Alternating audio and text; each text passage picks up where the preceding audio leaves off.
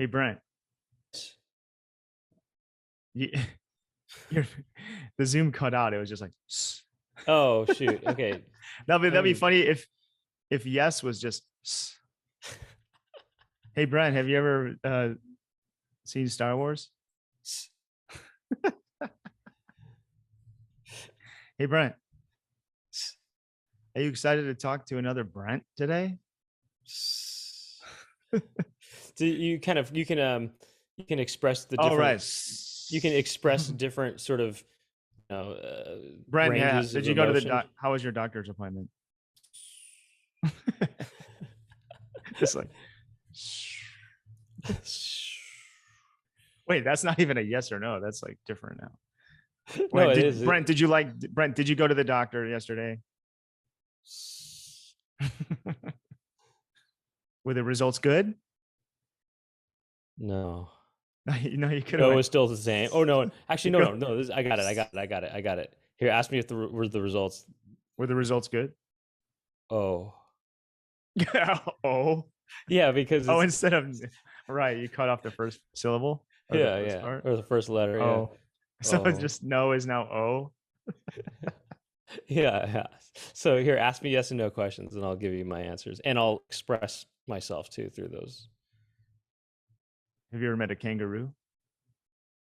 Oh, what that means is no, but I'd like to. Well, Brent is from SPOD, our guest today, SPOD. He's from Australia, and I've been there maybe 4 times now. And I have a funny, kind of an interesting story from when I first time I went to Australia. You want to Is hear that it? right? Is that right, Doug? Do you want to hear it? That's like this. Ask me if I want to hear it. Do you want to hear it? So, okay, we went on this little tour of the bush, right?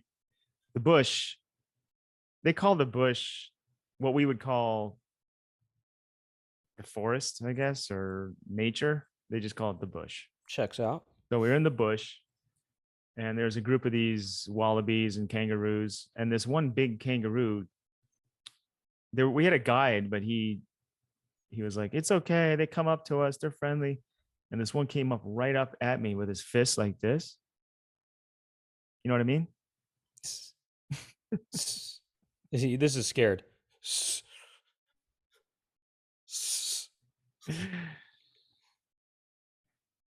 And In what? it pulls something. They have the pouch, Yeah. right? It goes to reach in his pouch, and it was like a slow motion scene from like an action movie. I thought it was going to pull out a gun or something, right? Yeah. Wait, well, so wait, at first let me ask you this. Did the kangaroo put his hand in his pouch and leave it there for a second and said, did he say your money or your life? It kind of just made it look like he kind of stuck one finger in the pouch. You know, you can't picture that. A kangaroo putting his hand in his pouch and Right, sticking and one he's finger and pointing it as if out. it's a gun pointing at me. Yeah, or it could be But it was something like else. that, but it was two. It was like 2 points like this, and I Yeah. was like, I don't want any trouble, you know.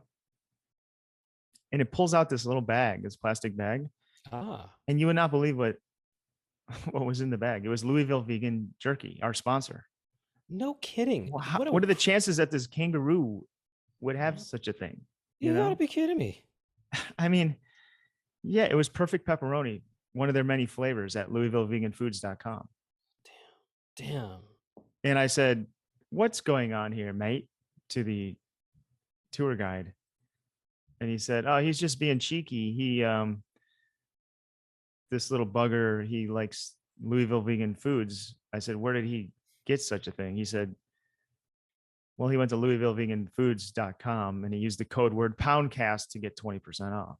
No snap. I said, "Even in Australia?" He said, "I don't know that." He said, "I'm not sure." He said the kangaroo could have been visiting the states. The states, The states, mate. I the don't states, know if mate. they do. That's not something I can. The kangaroo verified, but I do know that if you're in the states, you can get this stuff, this delicious jerky that you and I both love, and the Well, I kangaroos think love it too. Apparently, well the ruse was on Rue was on holiday. I thought you said the ruse, like the. I called it the Roo. But there's like a ruse is like a kind of a plan, like a scam, like the ruse. Well, the ruse The ruse ruse was had a ruse. You know what I mean? the The Roo ruse had a had a ruse. ruse. The Roo had a ruse to go on holiday in the States, and while there, he used the code word Poundcast, get himself 20% 20% off off. at LouisvilleVeganFoods.com. And they happened. I was like, "Are you kidding me?" They support. I told this to the guide. I go, "Do you realize that Louisville Vegan Foods and Louisville Vegan Jerky are the sponsors of my Poundcast that I do?" And what that guy said to me? It's like, "I'm a pound pimple.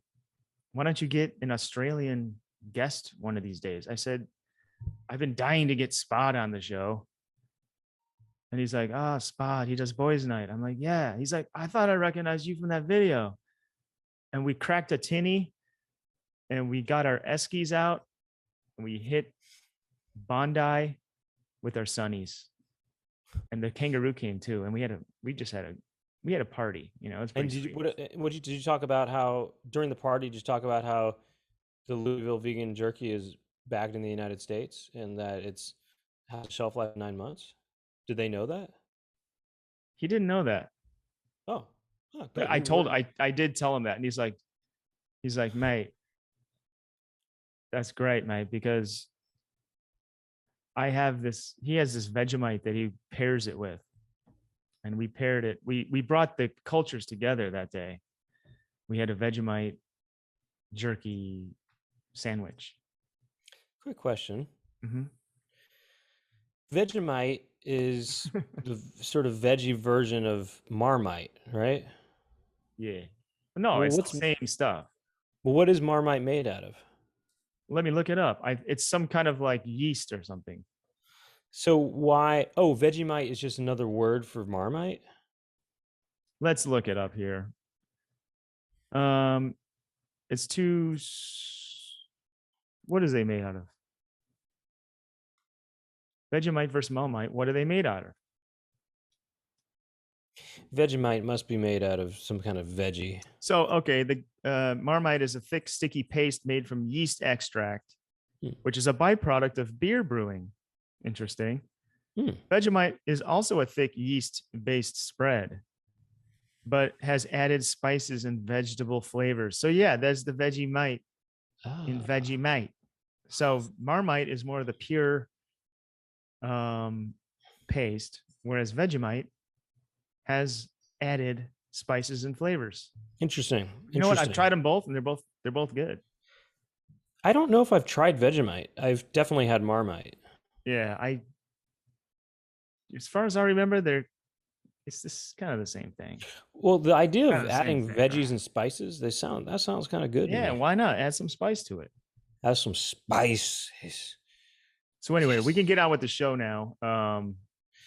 Well, look, I guess okay. So besides LouisvilleVeganFoods.com, use the code word Poundcast. We also we're mainly supported by you, the listener, and if you want to support us and get bonus content, go to patreon.com/Poundcast, patreon.com/Poundcast, and you can get heaps, loads of bonus extended Poundcast content episodes, and you don't just get 20% other little goodies here and there. You don't just get 20% on. You get probably at least 50% on each episode. Yeah, we're gonna talk to SPOD. We're gonna talk to SPOD today, and then we're gonna get into it after dark, and you get the after dark bonus material by supporting us through Patreon. You feel great. And for the video version, if you want video, there's youtube.com/thepoundcast, and subscribe to the channel if you want to know when the video comes out. And also there's an Instagram account and a Twitter account. They have the same handle, and it's the Poundcast. I would also like to say that I have some new merch out there. You can pre-order some of it. the shop name is a little long. It's shop.merchcentral.com/collections/Doug Pound. But if you just type in Doug Pound Merch Central, you'll find it. I have a hat that says the pounding on it. It's kind of cool. I have a new Doug Pound Corporation logo. And there's a few Poundcast shirts on there too, even. And some stickers are back. The stickers are back. So check that out. A little plug for that. Anything else we want to plug, Brent? Check out our YouTube pages. I just did. Because Brent's YouTube and then my YouTube, youtube.com/Doug Pound.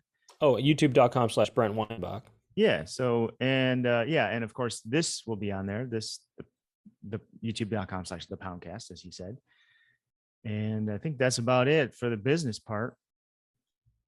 Right. Well, look, and you know what's really cool? Every week, one of our Patreon subscribers does a remix of our theme song. And this week, SPOD himself, our guest, made a theme song remix, and he did it in one night. He did it in one night, and he did it with vintage gear, all from 1996 or older. And he showed us. You'll see it in his studio where he lives, where he calls in from in Tasmania. So if you get on the YouTube, you can check that out a little bit. But should we listen to that song and then get on with the show, Brent? I think so. Oh, no. Ask me again. Brent, should we talk to Brent?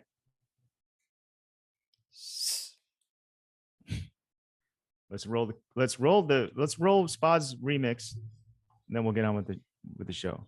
Okay, please do roll a clip. Please roll a clip.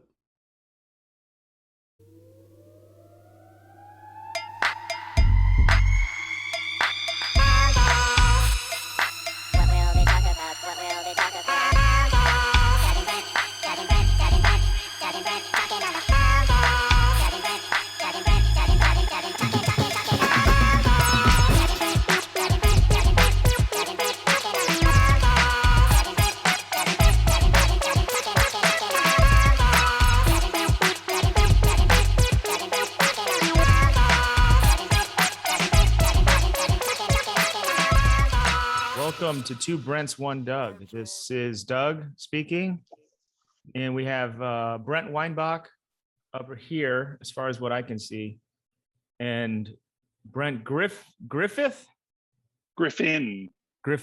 I knew it was Griffin, but then I said Griffith. It's an honest but mistake. I don't call you that. I call you SPOD. So yeah, but easy. I thought it'd be fun to have two. This is the first time we've ever had two Brents, so I might have to just call you Brent today. There might be some fun hijinks, some confusion, some just classic farcical stuff that happens on this episode. Love it. Where Doug starts asking a question about music and stuff. I start answering. I can talk about stand-up. Exactly. My life is in stand-up. It's been a tumultuous journey up to now. So SPOD, you are, by the way, the remix you sent is totally rules. Thanks. I love it.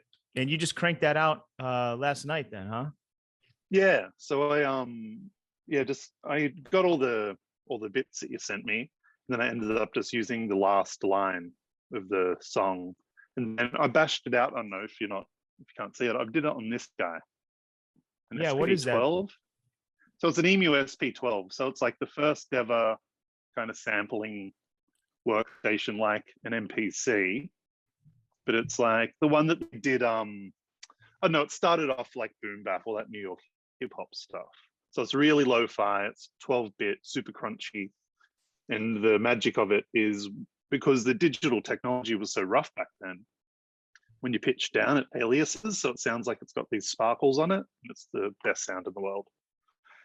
So it's I'm sorry, what is aliasing? So aliasing, it's basically reducing bit rate, sort of, and then it's like the sound of the bits kind of clashing. I might be completely wrong. I know what the sound is. I don't really know the technical thing behind it. What does it sound like? It sounds kind of sparkly. I don't know if this is on. I'll see if I can get this thing on and going. and then we can. I don't want to make it boring for people who aren't watching, but or for people who are watching. Sparkly. I'm trying to think of what that would sound like, but okay, so like it's like some kind of rainbow.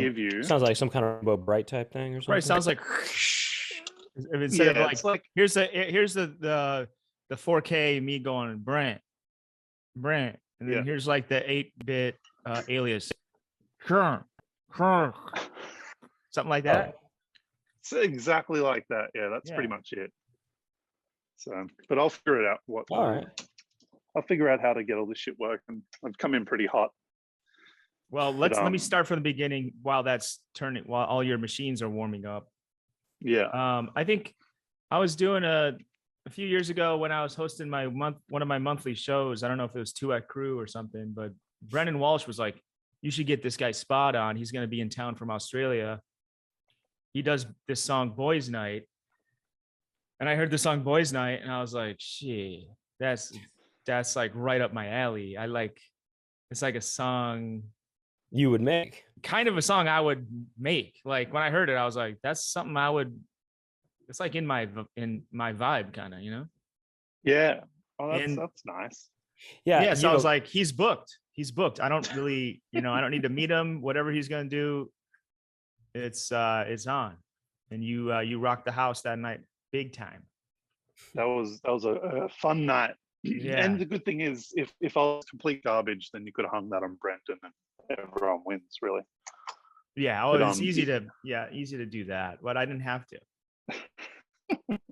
But yeah, it's great. I love playing to completely new, uninitiated audiences, because it's like, I don't know, like I'm like a big dad kind of guy, and so seeing me lumber about stage can be either exciting or confronting. You say big dad? He's a big dad kind of guy. Just a big dad. You are a dad now, right? I am a dad. I'm legally a dad, yeah, which is really great. Are you double dad or single? Single dad. You were. I don't know if I could. Were you a legal dad at one point? I was I was just kind of like moonlighting as a dad, but then I decided to go full. You got your license. Yeah, basically, I sort of I've been like driving for a while, but under the radar. So I thought I'd get a license and go full pelt. Yeah, that's the way to do it. So then what happened was, so basically, you were back in LA, and you said you're gonna. I don't know if this is the same chunk of time, but you were gonna do the video for Boys Night, and I got to be in the video for my favorite SPOD song. Well, it could be my second favorite song. I don't know, but here we go. But yeah, that was a lovely, because I'd never done a clip for it.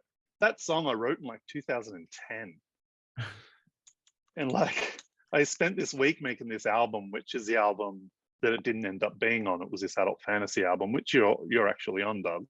I'm on that too.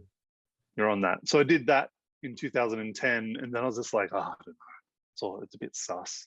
And it took me a while. So I'd play it live, and then it just became like this live favorite. And then I put it out in like 2018 and did the clip, or 2016, then did a clip like a year later. There's no rules these days, you can take all the time in the world. Yeah, I've been thinking about that, making videos for songs that are like, not just freshly released, like, older songs, like, because I feel like, unfortunately, to have a video to your song, your song gets more attention, I guess you would say. It's like, for sure. And I have a few songs that I think I don't think I'm like the best musician or anything, but I have a few songs that I like that I think I'm pretty proud of, and maybe people aren't checking them out. Maybe if there's a video to them, people would be like, oh, now I'm going to listen to it, because it takes a lot to get someone to like go to Spotify or whatever, and but people like, especially Instagram TV and stuff, like there's so many outlets for videos now. I don't sound like a really old guy saying that, which I am, but it's fine. But yeah, like if you want to give a bit more light to a song that got missed, I think it's an awesome way to do it. You know how to make a video.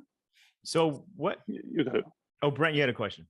Yeah, it's just a thought. It's just a joke thought. Is that how there's Instagram TV? Yeah.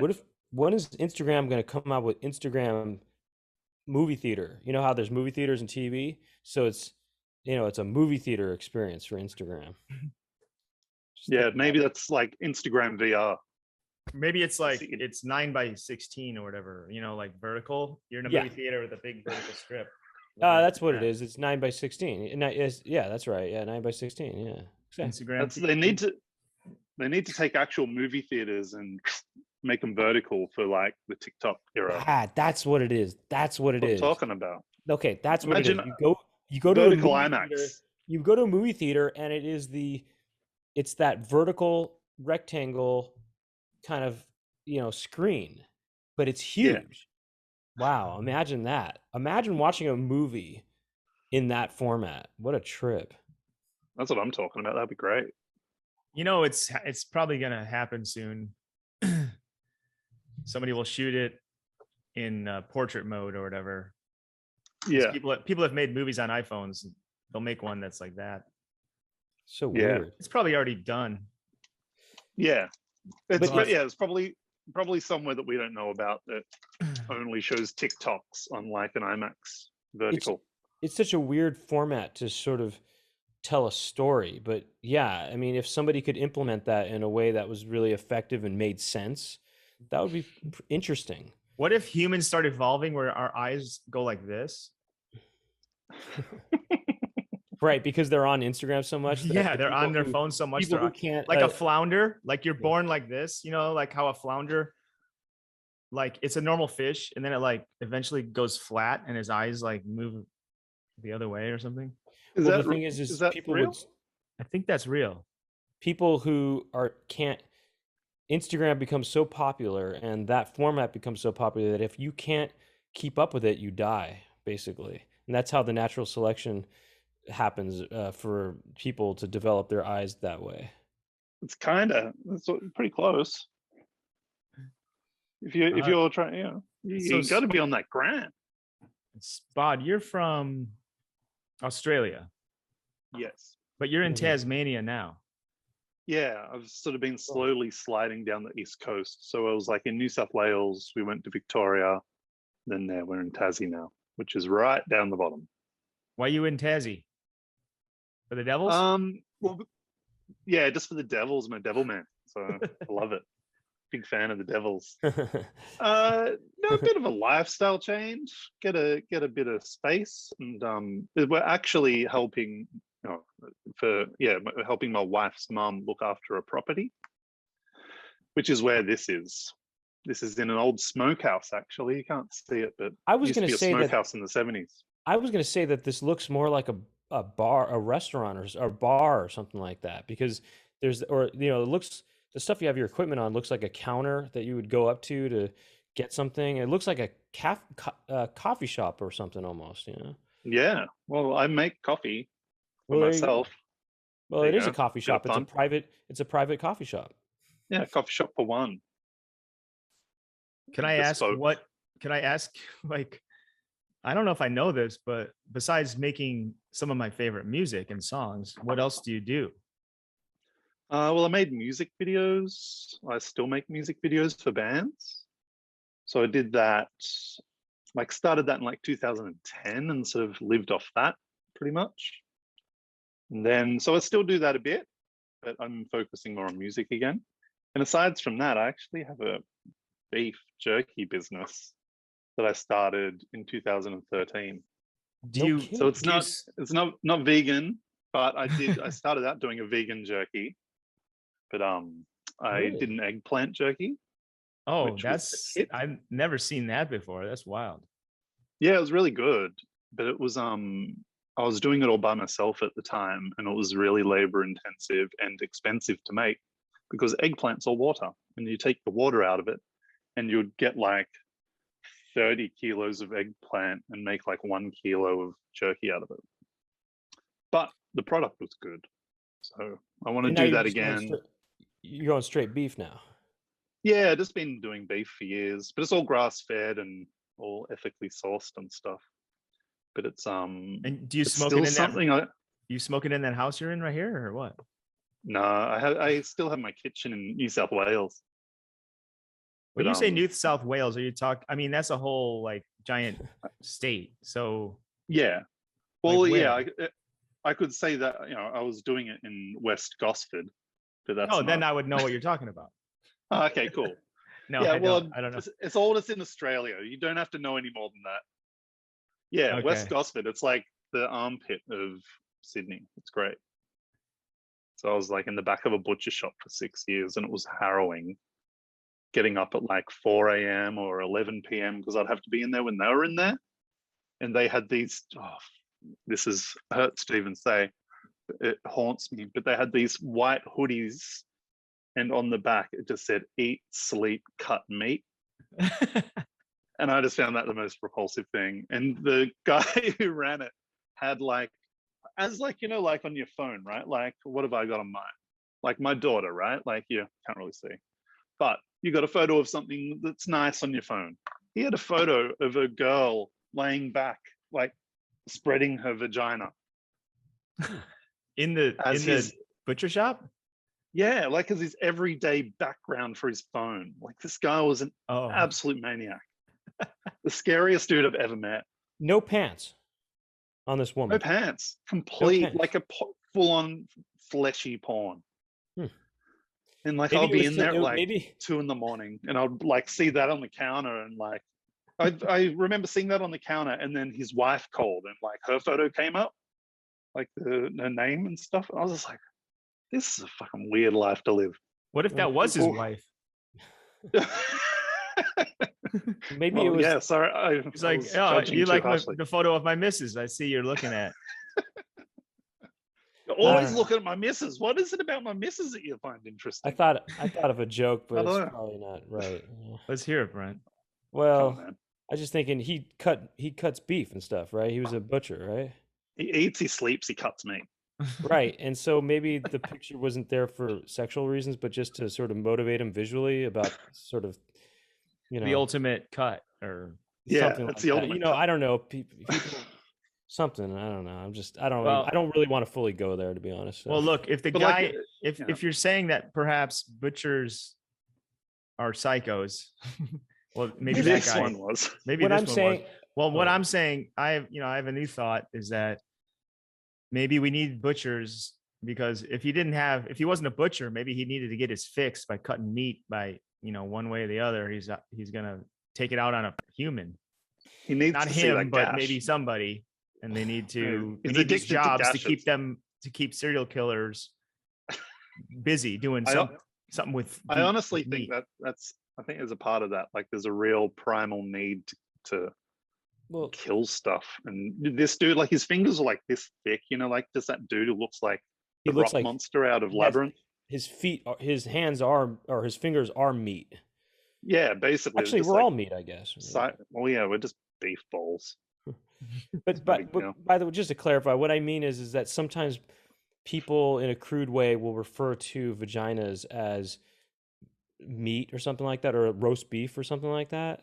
Yeah. Have you heard that? We've People heard say- that, Brent. And so We've that's heard. kind of what was kind of going through my head when saying, "Oh, it motivates him," to Yeah. cut, to make some Well, nice slices or something. part I of the don't know. I don't know. confronting part of it. Like I've always been pretty ginger with. I've never seen a vagina, so meat stuff. I don't know. I mean, but I heard it was like that. I don't know.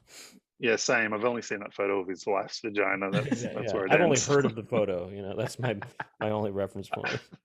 I looked at it a lot, but I never figured it out.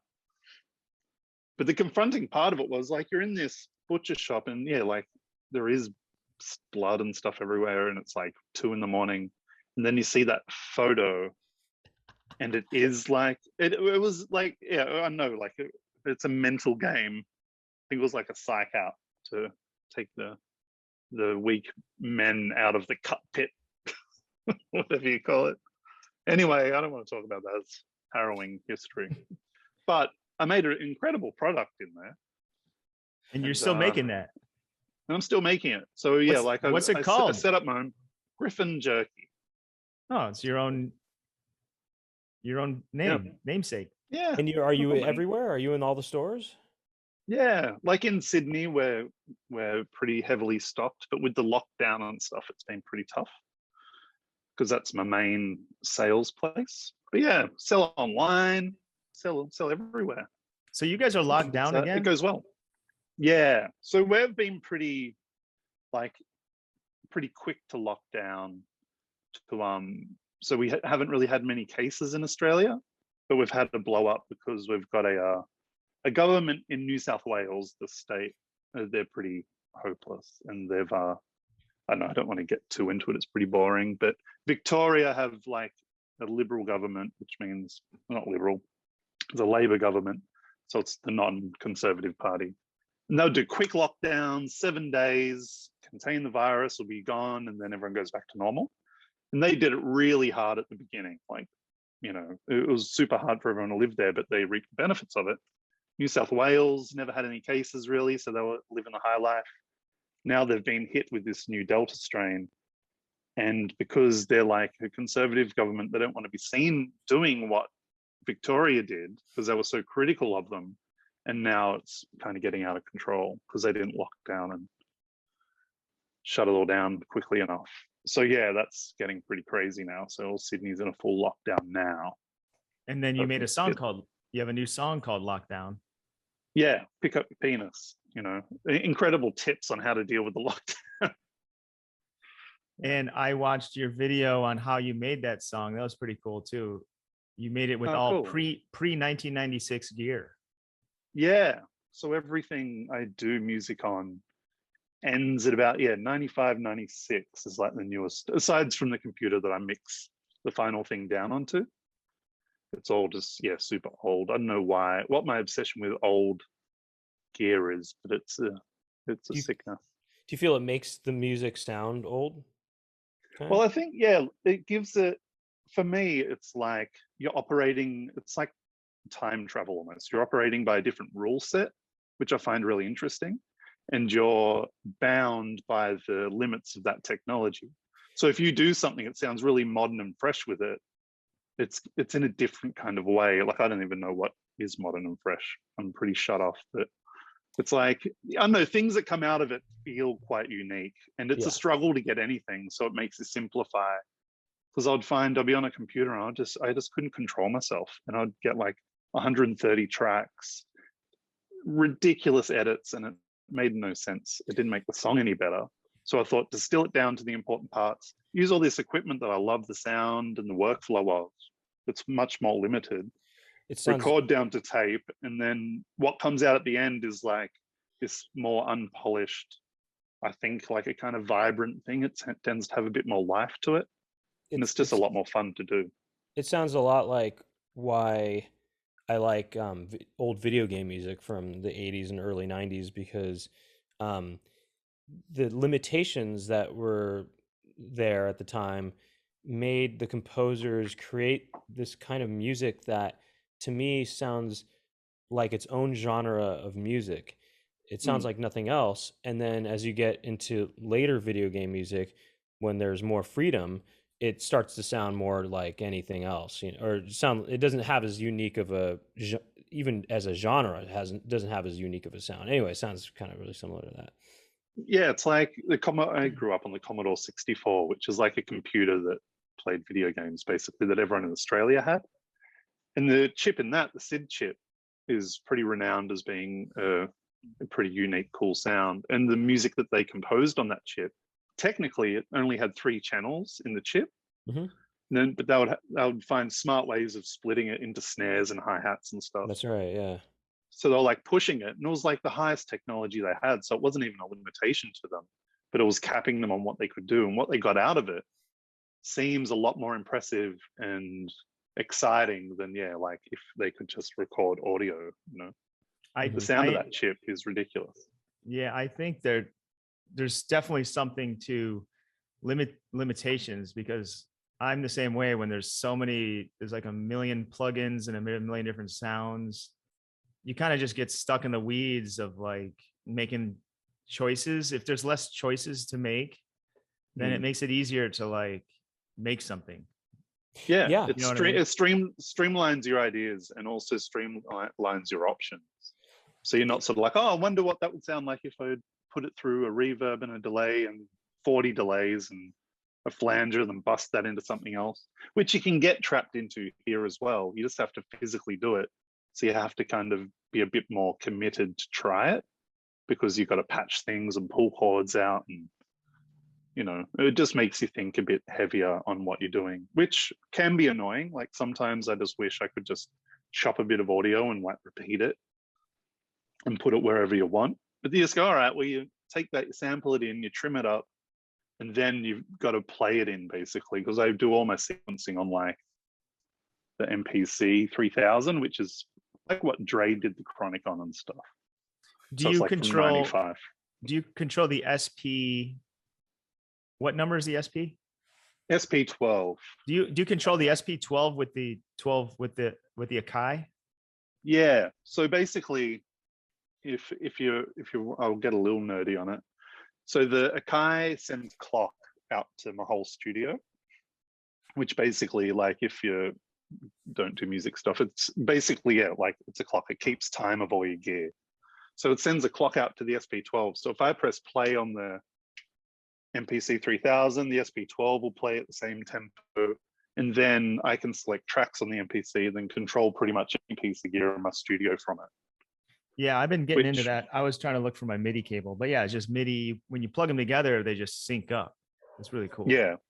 Yeah. So basically, this is all just MIDI cables, like syncing everything. And I've got like old samplers and old synths with conversion boxes, so you can change a MIDI to CV, and it's like, it takes a while to figure all that stuff out. But this is the first studio I've had that I've actually been able to settle this up properly, which is exciting, because I've always had it piled on top of each other and it's been like a rat's nest. And this is, I can get behind everything, and it's the best. Whenever I want to play with my like analog or MIDI stuff, I have to like unplug stuff and like repatch it, which makes me kind of like not want to use it as much. So it'd be nice to have it all just ready to go. You got to get yourself a couple of little patchbays. Aha.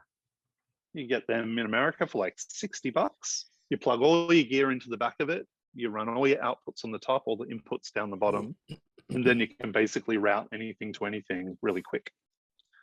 So if you've got like, I don't know, like 4 little analogs that you want to have hooked up all the time, get yourself a patch bay, and you can route everything everywhere. That's what I do. Well, patch bay just it makes me think of pirates, because patches and also bays, their ship is going to come into the bay, so I'm just thinking of pirates when I hear patch bay. Yeah. How do you deal with that? How do you deal with not thinking about pirates when you're doing music, doing music? No, I'm just kidding. You don't fight it. You basically you're stealing audio from one synth to put to a different position. So you're kind of pirating the signal. That's right. To reroute it around your studio. So you're not too wrong. So have you ever had? Have you ever had a hit song on the radio in Australia? Yeah, when on my first record, Taste Radness, which came out in like 2003, I had a few songs on that were played a lot, like a song called Let's Dance, which is like basically just, it was me trying to do like a weird version of like Missy Elliott, that Get Your Fuck On song. It kind of goes like this. It goes, let's dance, da da da da da. Let's dance, da da da da da da. No, all his songs aren't that same melody, Brent. There's different ones too. What if somebody did that? That's a good idea, though. They just did the same melody and they just changed the word. They just changed the main phrase, I came across the greatest melody ever written. I'm just gonna so all my songs are the same melody. Not a bad idea. I wanted to do that for a record where I just 8 versions of the same song, all in different sort of styles. Oh yeah. But I said it was a get your freak on kind of style thing. Yeah. So it's like get your freak on in that song. I basically did that, but said get your fuck on because I was young and thought I was being a bad boy. But it got flogged on the radio, and it says "fuck" in it 63 times. So, suck eggs, radio. Wait, I don't think they realized. They didn't realize it said the F word? No, well, I don't know. Like, I think they realized it said it, but not that much, because it's pretty muffled and it's like a pretty heavy sounding song. Whoa, But that's yeah, interesting. That's neat that you kind of got away with having it played on the radio and it wasn't censored. yeah. So, but it was like on Triple J, which kind of they play stuff without censoring too much. Oh, okay. But there is a limit to it, and I don't think they would have played it as much if they knew. So did you have that kind of kind of sound going on in your thing? I Wait, did have a what few if I played a little arpeggiators. bit of it? Oh, Yeah, go. Okay, I'm gonna share my screen. Can you turn that on, Brent? Yeah. You know what I'm talking about? Well, I yeah. know That's a didn't that sample have from like the backwards thing? You know, sick I'm yet. You know what yeah. I mean? Well, I wasn't as clever as Missy Elliott. I made that on actually this Atari ST. I did the whole record on that. You have all the old computer systems. Do you have a Commodore Yeah, 64 as well? yeah. Oh, yeah. Let me show you one Oh, I've maybe I got. didn't. Hold on. 1 second. I Got got it. that. Can you Share see up there? sound. There we go. Oh, is that it up there? Yeah, that's one in the box. It's never been taken out. That my friend found it at my grandma's house. Oh, Oh, Can here you we guys hear go. this? I can Oh, hear this it. is Yeah, it? yeah. I went through a real sex thing on this album. I was a horny boy. So apologies.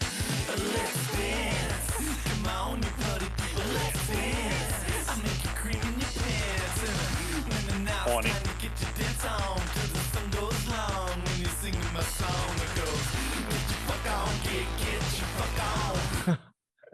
Then I Oh, just All say right. that's that. I don't want to not- get dinged by the. I don't know if YouTube will ding me Right. for that. So That is, you definitely can hear the F word a lot. Well, yeah. But it's like Well- when I go into the role and get your fuck down, it's pretty muted. in the well, maybe in Australia they don't care as much about swear words on the radio. It's not gonna like destroy society or something. They're a bit mad like Yeah. that there.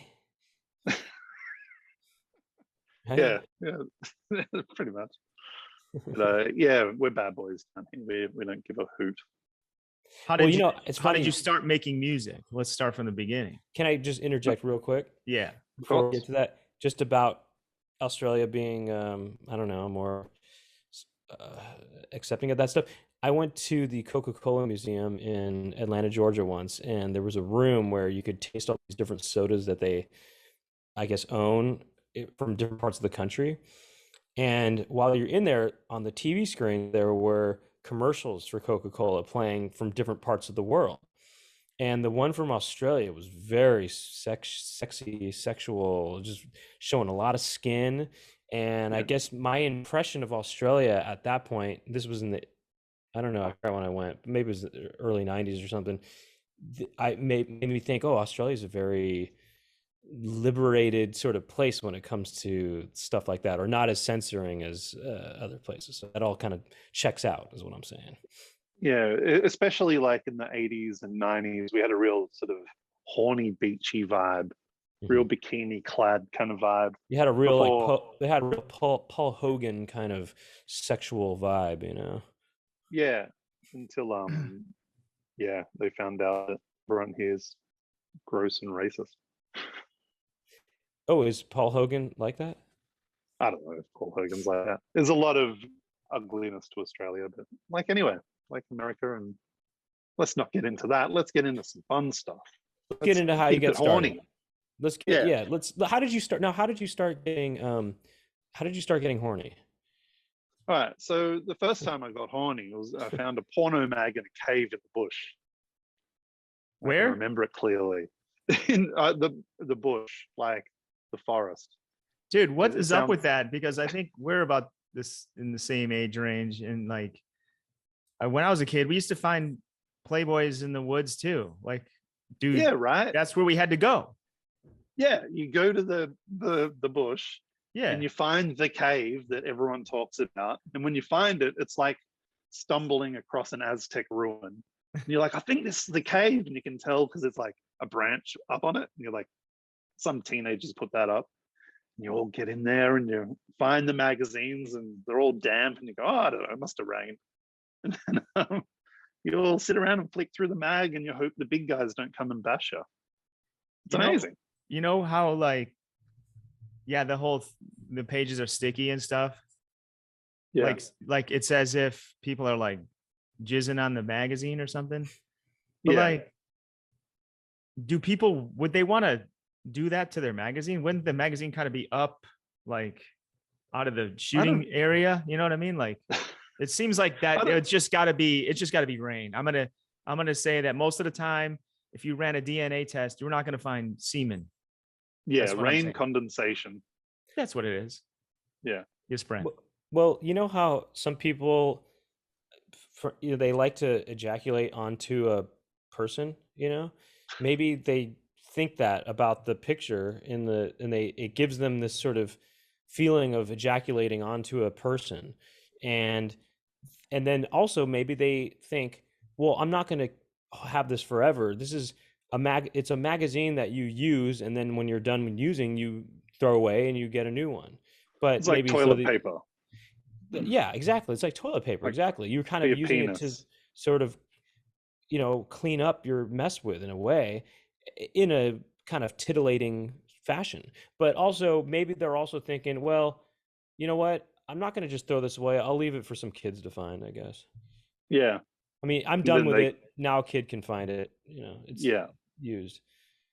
But it's like a used condom in a way. No, I'm pretty sure it was like this. It was a precious item that you can't. It's not a single use thing. It's like you got to put it back. It's an next heirloom. week. You got to go back to that bush for next week. Well, I was thinking the adult does that. Yeah. Well, adults aren't leaving magazines in the bush. Hopefully, you're hoping it's all like it ends at about 16. Yeah, the adult. Yeah, I guess that makes sense. Like when I was growing up, I would assume like some adult left it there, but really some kid found it in his dad's drawer, and that's where all the kids are hanging out in the bush or the forest, where we would find it. That's how it'd get in there. Other kids riding it out there on their dirt bike. Yeah, you just find your illicit things, hide them in a little cave, and hope no one takes it.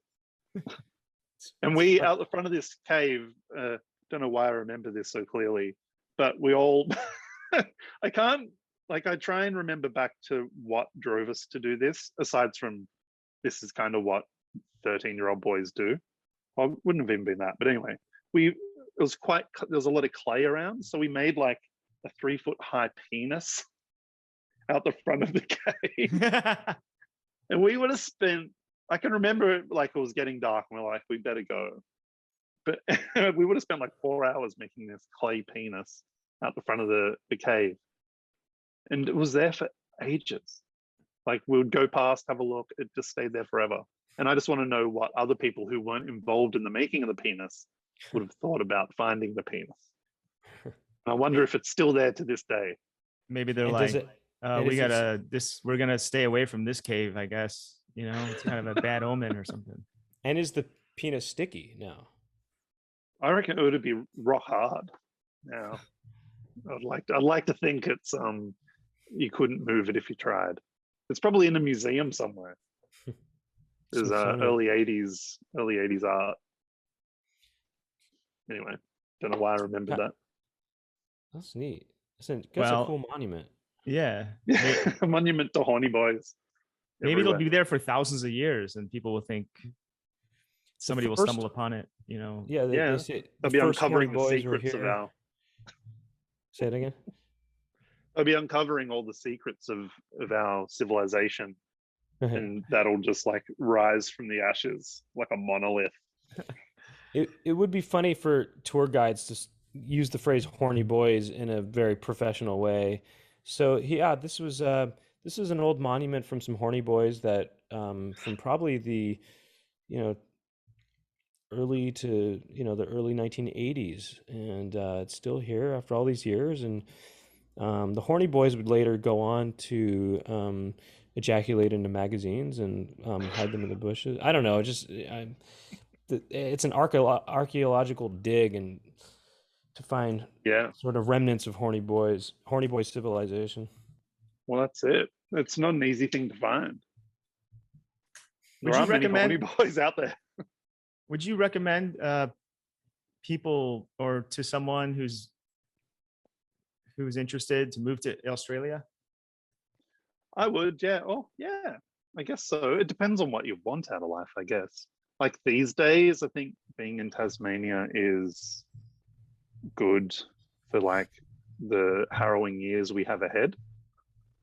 But you know, who knows? But yeah, I love Australia. I love living here. But I think it's a great place.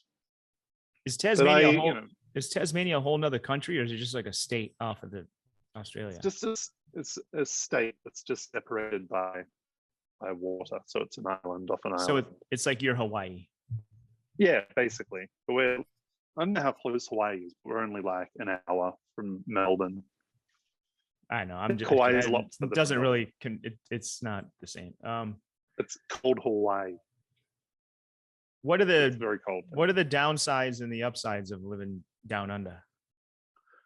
I think how removed we are from the rest of the world physically is pretty. When you're like growing up and when in the old days when you could travel, it was quite hard to get off Australia to go to. I always wanted to go to America when I was like a teenager or early 20s, but I just couldn't afford it because flights were expensive and it was so far. So you kind of, yeah, like a bit landlocked. In America, it seems like you can drive to Canada, Mexico, and there's so many states within it. In Australia, there's only like a handful of states, and a lot of that is kind of desolate. So it's really like if you want like a city kind of thing, it's like Sydney and Melbourne, and then Brisbane, maybe Hobart. But it's, you know, so it's a bit more on the down low. But on the plus side of that, the communities here are really nice. Like the music community I had growing up was kind of really, it was cool. It was people are helping. It felt like everyone was trying to help each other out for the most part. And I'm sure that's the same everywhere, but I guess you kind of have to, if you're stuck here, be a bit nicer. I don't know. It But seems like if you're from Australia, you could easily move to LA and take all the acting jobs that you want. Yeah, we have a year in school just dedicated to moving to LA and taking acting jobs. There are a lot of night. There's a lot of Australian actors out there, you know. Yeah. I miss the days when you could go to America and people would be like, "Oh, an Australian, oh, like, feel a little special." And now it's just like, oh god, Well, you just get mocked. because there are so many Australian actors that play American roles,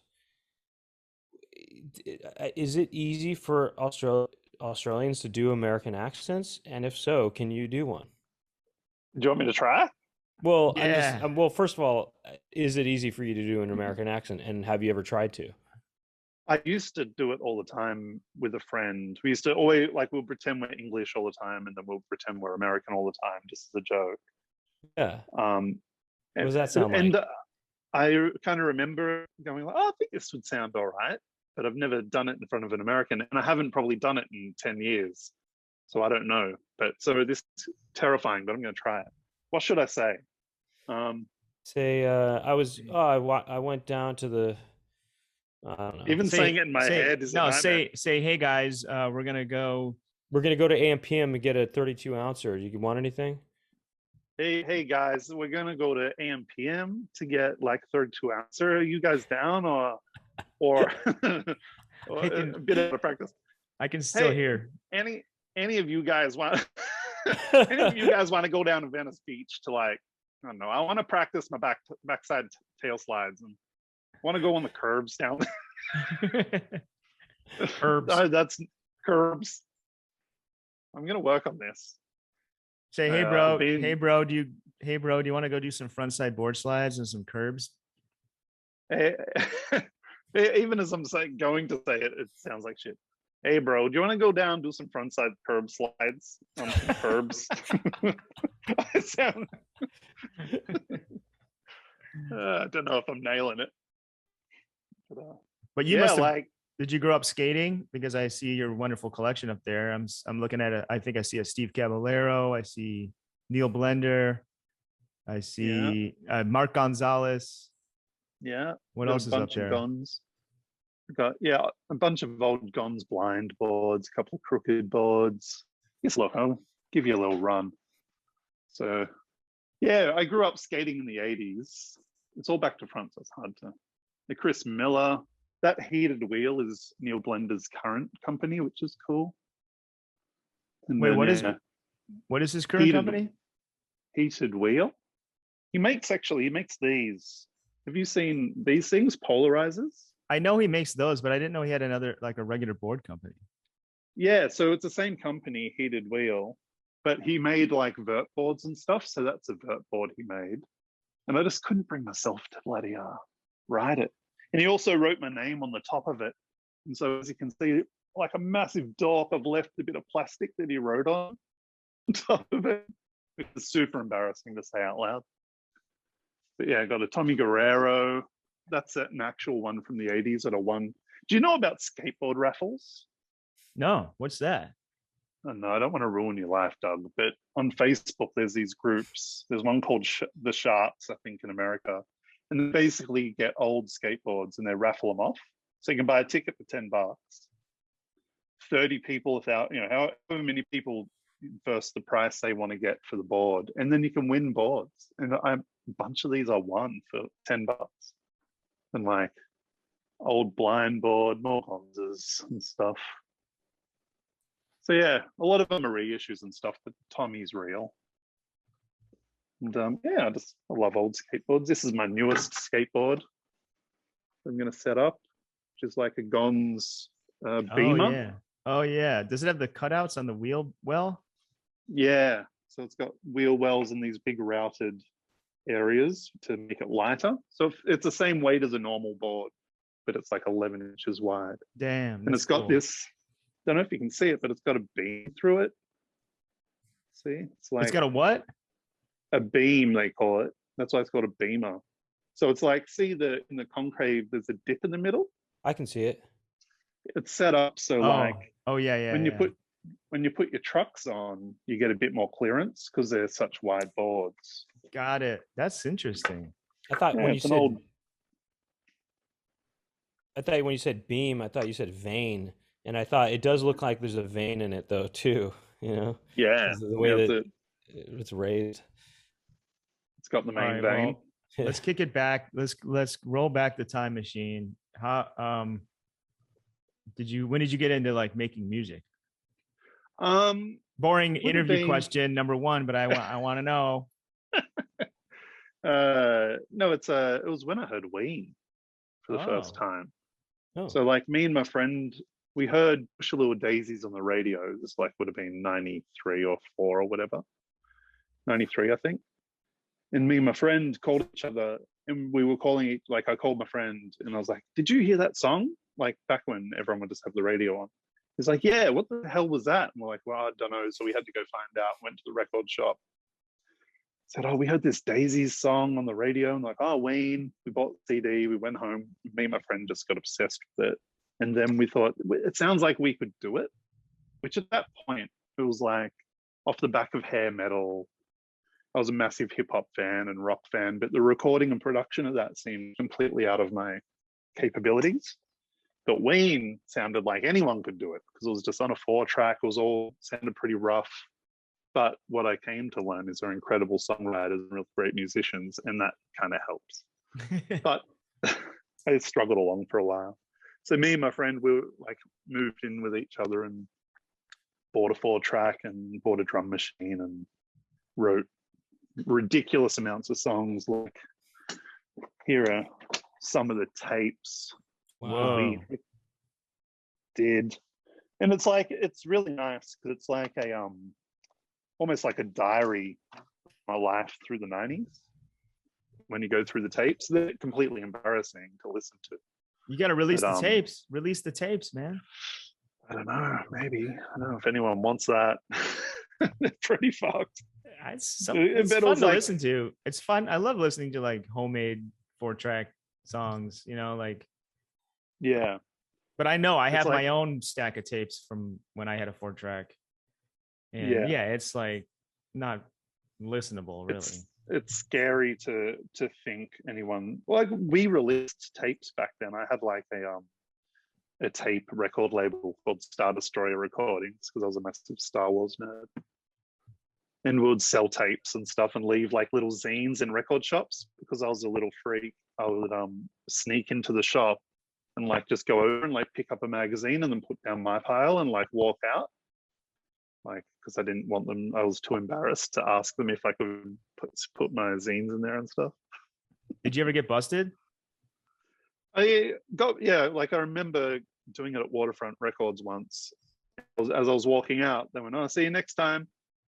So they were watching me. They knew I was coming in and out being a freak. But I know those guys now, and they just said everyone used to do that. Everyone was a freak who made a zine, and they're all scared of talking to anyone. So they'll just come in and like leave tapes on the counter with like a price on them and just leave, hoping people would buy them and go, "Oh, we didn't." All right, they'll take the money, they'll sell them, but you would never ask for the money. You're just trying to look legitimate, you know, Yeah, and it's, not I knowing mean, how to get your music out.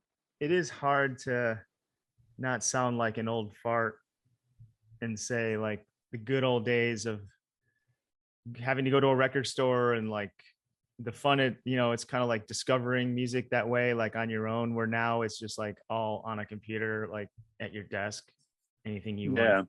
You know, there's something about that. And making zines, like I never made a zine, but my best friend in high school made one. I think I kind of helped him with it. It was called Coping Compression. It Right. was a skate zine. It was just like me and him skating some curbs, and then he would take photos of some other stuff and like, you know, putting it all together and like giving it to people. I don't know. There's something about that that's like Yeah. the good But it old was like, days kind of thing, you know. Brent knows yeah, all but it was about the good also, old days. The other Brent. double Brent. You gotta Love the love the good good old old days. days. I love But the it's good old days. there's something about like back then it was the way that you were trying to find or invent your own community, I guess, which online now is so much easier. So for lonely kids who have weird interests, it's a boon, you know. But then it also has the problems of validating terrible ideas as well, which, you know, would happen back then as well. But it was all a bit slower, which I miss.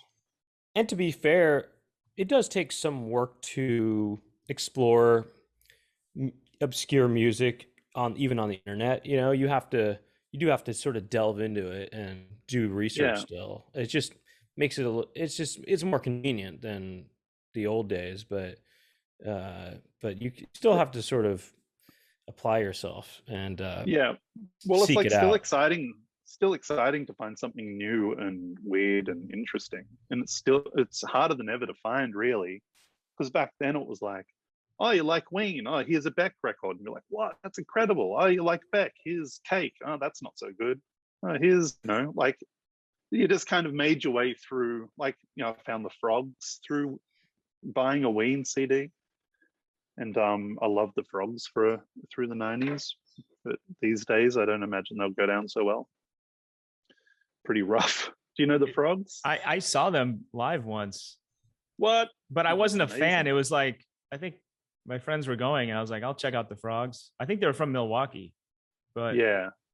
yeah, we saw them. And I do remember they were like hazing like their roadie or something. They kept knocking something over and some guy would come out and pick it back up. And then they would like knock it over again just so this guy would, it was just like this weird, it was an interesting show. But yeah, Yeah. are they kind of like really crass and like problematic So lyrics kind of thing or what? so problematic. But it's like, But it's yeah, jokey. even at the time, like I wasn't gonna buy an album that would do their theme seriously, obviously. But like, you know, there's like pedophilia jokes and stuff. Like there's one called "Children Run Away from the Man with the Candy," but they'd always have like these clever ways of wrapping it up into something else, and it was so absurd and so disgusting that there was kind of like, I don't know, it was like a secret club that you got it, but I hate to think people took it seriously, and for them as well. Like, I'm sure they would have had fans who were like, "Oh yeah, I'm into that," and it's like, "Oh shit!" Like, they'll do like, you know, really racist stuff. They did an album like called "Racially Yours," and they're in blackface on the cover, and it's Oh like my God. it's fucking wild, and just the audacity of it and the balls of it, because they're just two brothers in Milwaukee. Like, they could do whatever they want. They'll make these VHS tapes. They'll sell, just constantly putting stuff out, and they'll do improvised albums. So they'll just hit record and just start playing a song and making it all up on the spot. So the album that I loved of theirs was called, even the title's terrible, My Daughter the Broad. And it was like completely made up songs on the 4-track. And yeah, some of the most disgusting stuff, but so funny. And yeah, just really subversive, really Gen X-y, I guess. Like, I wouldn't even try and defend it to someone. If someone's like, "This is disgusting," I'm like, "Yeah, it is." But the context and where they're coming from, like, they weren't disgusting people. They're like kind of sweet, artistic guys. That kind of brings up a point about I was watching this podcast. You know, Howie Mandel does a podcast now. Do you know who Howie Mandel is? I know the name. I think I know his face. Was a stand-up comedian in the 80s, and then he started getting TV shows, and now he's a host of America's Got Talent and different things. You know, He's like a game show host now. he's a game show host, yeah. And but he Like a has bald guy, pretty shiny. he's Yeah, bald, shiny. and he's Yeah. known to be germophobic too. Right. But yeah, he was boy. bald, but in the 80s he had curly hair though.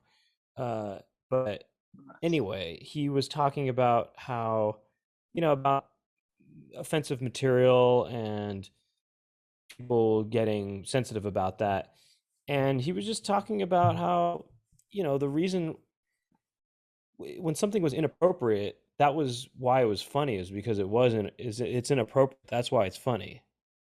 And that people have less, I don't know, tolerance for that. Like it's such a fine line, because there's so many people who hide behind that, and it's just filthy. Like, it's, you know, like, it's just it's like, it's such a hard thing to balance out. I think it's easier just to go, you know what, this is just unacceptable. And like, I've got songs that are like, when I was starting out, which are just me trying to be, because I grew up on NWA and all that sort of stuff. Like, I was a massive hip hop fan. And so I was like, "Oh, I'm going to do that. I'm going to talk about," and that's what that first record was. Like, I'm going to talk about having sex and doing all kinds of horrible things, because I found it so funny. Like, it's sort of, especially coming from the context of just like this dorky suburban Australian guy who thinks he's like a sex dude. But there's a song on that Taste of Radness album, which I want to take off Spotify, because I don't agree with it even being funny anymore. Which song is it? It's called On Heat. On the Heat? On Heat. It's just about being, it's like a sex rap, but it's a terrible rap. It's a terrible beat. But I wrote the lyrics, I don't know, it was like one of the first raps I ever wrote on a train. And I was trying to be as disgusting as possible. You know, this is when I loved the Frogs and hardcore hip hop and stuff. And now I'm just like, if someone wants to take issue with that, I'm like, yeah, you win. Like, I was a fucking idiot, you know? And I guess I don't defend it. Yeah, but you should not be judged now for, like, right. Obviously, no one's gonna. But it's, you know, it still exists now, so I understand it. But that's true. You know, so if I stop it from existing now, I won't feel so bad. But it is also, it's, you know, like, it's a little time capsule for me. But, you know, even saying it now is making me nervous. But no one cares about me, so it's fine. Sometimes things are just funny because they're wrong. Not things, but I mean jokes. Jokes are funny when they're so wrong, you know? Yeah, and that still exists. You just, you know, but you got to be clever about it. Right, that's true.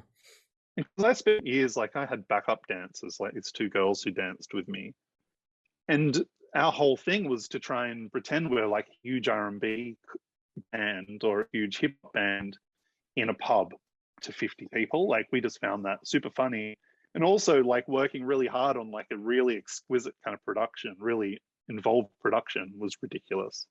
But they would come up with all these ridiculous things to do. Like they used to make me like banana sundaes on stage, and then like they would like kneel down and offer me the banana sundae, and I'd taste a bit, and I'd just say it's disgusting, and then they'll just take it off stage. And now that seems like at the time it was ridiculous because it seems so sexist and so misogynistic. But then the whole show is basically me being an absolute wreck and the girls holding the show together. So it's kind of like their show and I'm just running around being a fuckwit. So the context of it for me was like, and the girls like Amber and Kylie was really funny to us. But then like we used to have people who would have a problem with that. And I'm like, well, yeah, like, you're seeing it through a more pure lens. Like it's loaded up with all this irony for me, but that doesn't mean it's not someone else's job to have to decide for that. And so you have to wear it. You're being you're satirizing. Oh, did we lose? No, that was his last word, and he was out of here. He's like, I'm out. Now you heard it here, and I'm out. Well, let's see if he shows back up. Wow, this is amazing, man. Hey, well, it's funny. It's been about an hour. Maybe he was on a strict schedule, Well, I hope nothing bad happened in Tasmania. Like one of the devils got into his studio. There's a devil in the smokehouse. I wonder if he knows what we're talking about, the Tasmanian devil. Because that's what I was talking about, that dumb like. Oh, I thought that was a great joke. I loved that joke. Oh, thank you. In fact, I wanted to ask more about devils. Tasmanian ones, that is. Hopefully we can keep talking. I mean, we've gone about an hour. We could wrap it up. I do have one last thought, but I could save it for the after hours too. After dark. The after dark. Well, that's cool. This is kind of a post show. I wonder what happened. Maybe his device ran out of batteries or something like that, or could have happened. Well, why don't we just do this? Should we just wrap it up right now and then go into after dark, or? Yeah, I mean, we've gone an hour. Let's let me check the email. Maybe he emailed me. No. Well, maybe he was like talking about that song, and he's like, I'm out. I can't. He canceled himself. It's bringing up memories of like, I wish I hadn't. I wish I didn't write that song, and he's like. Maybe he canceled himself. Yeah. All right. Well, let's wrap it up here. Thank you to. Well, we're not going to wrap it up. If you are a Patreon member, patreon.com/Poundcast. He's coming back right now. Okay. Well, we'll still wrap it up. If you're a patreon.com/Poundcast member, you can continue listening to our conversation with SPOD, aka Brent Griffin. He's coming back. And we would also like to thank our Poundcast team, Chloe O'Nia, Jack Birch, Montana, and Jack Birch. I'm back. Jackie Montana, Jack Birch. Welcome back, SPOD. We're going to go into the After Dark section of the show now. We're just wrapping up wrapping up the main episode. I have a controversial thought that I was I wrote it as a tweet, and then I was like, I can't post this. Went to drafts, and then I woke up the next morning, and I'm like, that's kind of a funny thought. I opened up the drafts, kind of tweaked the idea, and I was like, nah, and I closed the drafts. But I'm going to tell it on After Dark, patreon.com/Poundcast. You're going to hear my controversial tweet. Or maybe it's not. Maybe it's just, also it's not that funny, but it's kind of an interesting idea. I think when people SPOD, would you please tell everyone, plug anything you would like? I would like to say, you guys got to check out SPOD's music. If you listen to Boys Night, if you watch the video, I'm in it with Brendan Walsh. If you go to one of my favorite songs is like A Day in the Sun. Day in the Sun, is that what it's called? Yeah. Day in the Sun is one of my favorite SPOD songs. And Adult Fantasy from 2019. I have a solo, and the last song, let me look it up here.